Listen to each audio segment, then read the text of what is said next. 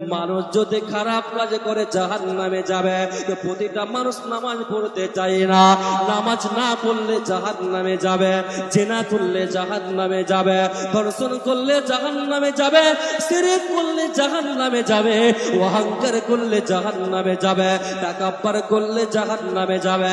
এই যতগুলো খারাপ কাজ করতে মানুষকে বেশি মজা লাগে, নারী ভোগ করতে মানুষকে মজা লাগে। তো এই জন্য আল্লাহ তাবারক ওয়া তাআলা বলছেন, বান্দারে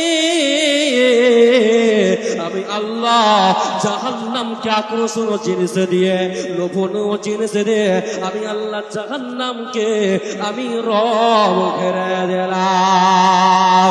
এরপরে এসে হযরত জিবরাইলকে বললেন, রে জিবরাইল যাও তুমি আবার জাহান্নাম দেখে এসো। হযরত জিবরাইল জাহান্নাম দেখে আসার পরে আল্লাহর নিকটে বসে বলছেন, আল্লাহ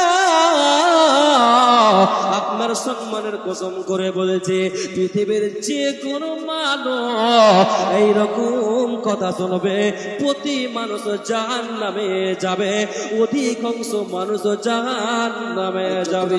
তাবারক ওয়া তাআলা যখন জান্নাত নির্মাণ করলেন, জান্নাত যখন তৈরি করলেন, আল্লাহ সুবহানাহু ওয়া তাআলা হযরত জিবরাইলকে বলছেন, রে জিবরাইল তুমি বলো, হে জিবরাইল তুমি যাও, রে জিবরাইল যাও তুমি জান্নাত দেখে আসো। হযরত জিবরাইল জান্নাত দেখে আসার পরে আল্লাহর নিকটে এসে বলছেন, আল্লাহ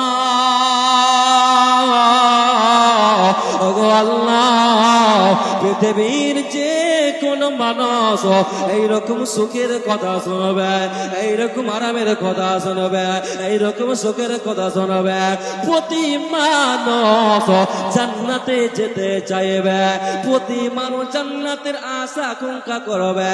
আল্লাহ তাবারক ওয়া তাআলাকে যখন হযরত জিবরাইল এইরকম কথা বললেন, আল্লাহ সুবহানাহু ওয়া তাআলা জান্নাতের চারদিকে বাউন্ডারি করে আল্লাহ ঘিরে দিলেন, কষ্ট দিয়ে, নিয়ম দিয়ে, নীতি দিয়ে, পরীক্ষা দিয়ে, বালা মুসিবত দিয়ে আল্লাহ তাবারক ওয়া তাআলা জান্নাত খানাকে ঢেকে দিলেন, জান্নাতের চারদিকে আল্লাহ ঘিরে দিলেন। আবার আল্লাহ তাবারক ওয়া তাআলা জিবরাইলকে বলছেন, রে জিবরাইল যাও তুমি জান্নাত তুমি দেখে আসো।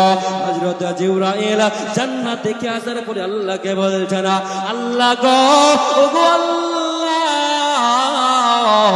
আমি আশা আকাঙ্ক্ষা করছি যে কোন মানুষ জান্নাতে যেতে চাইবে না, কোন মানুষ জান্নাতে যেতে চাইবে না। এই কারণে মানুষ চাইবে খারাপ